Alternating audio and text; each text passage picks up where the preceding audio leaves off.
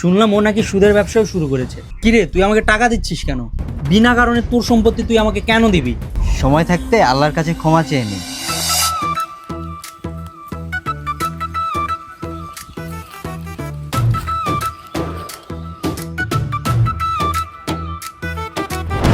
দেখ দেখ সৌরভ, এই সৌমিক ছেলেটা দিন দিন কেমন যেন হয়ে যাচ্ছে।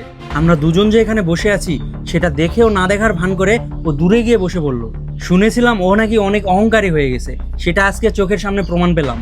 কারো সাথে ঠিক মতো কথাও বলে না। শুনেছি প্রতিবেশীদের সাথেও নাকি অনেক খারাপ ব্যবহার করে। আর ওর টাকার উৎস নিয়েও আমার সন্দেহ আছে। শুনলাম ও নাকি সুদের ব্যবসাও শুরু করেছে। আর আমি গোপন সূত্রে জানতে পেরেছি ওর নাকি চরিত্রটাও আর আগের মতো নেই, চরিত্রটাও নষ্ট হয়ে গেছে। এনে কিরে, তুই আমাকে টাকা দিচ্ছিস কেন? আমি তো তোর থেকে কোনো টাকা পাই না। আরে তুই এটা রাখ, এটা তোর পাওনা। পাওনা মানে? কিসের পাওনা? পাগল হলি নাকি? আরে রাখ না, আমার আরো কিছু জমানো টাকা আছে, আমি চাচ্ছিলাম সেটাও তোরে দিয়ে দিতে। শুধু টাকা কেন, আমার বাইকের চাবিটাও আজকে তোকে দিয়ে দিব। ইয়ার কি বন্ধ করতো সৌরভ?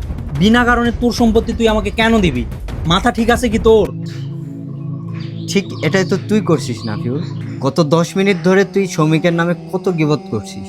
তুই জানিস না, তুই যখন ওর নামে গিবত করলি তখন তোর সারা জীবনের জমানো নেকি তুই ফ্রিতে ওর আমল নামায় পাঠিয়ে দিলি। আমি তো তোকে সামান্য টাকা আর সম্পদ দিতে চেয়েছি, তাই তুই আমাকে পাগল বলছিস।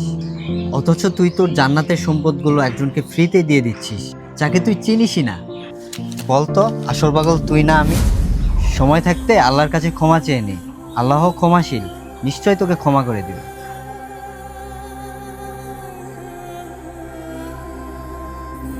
রসুল সাল্লাল্লাহু সাল্লাম বলেছেন, গীবত করা মানে মৃত ভাইয়ের মাংস খাওয়ার সমান। তাই আজ থেকে সিদ্ধান্ত নেন, কারো পেছনে নয় সামনেই কথা বলবো, আর গীবতের বদলে দোয়া করব।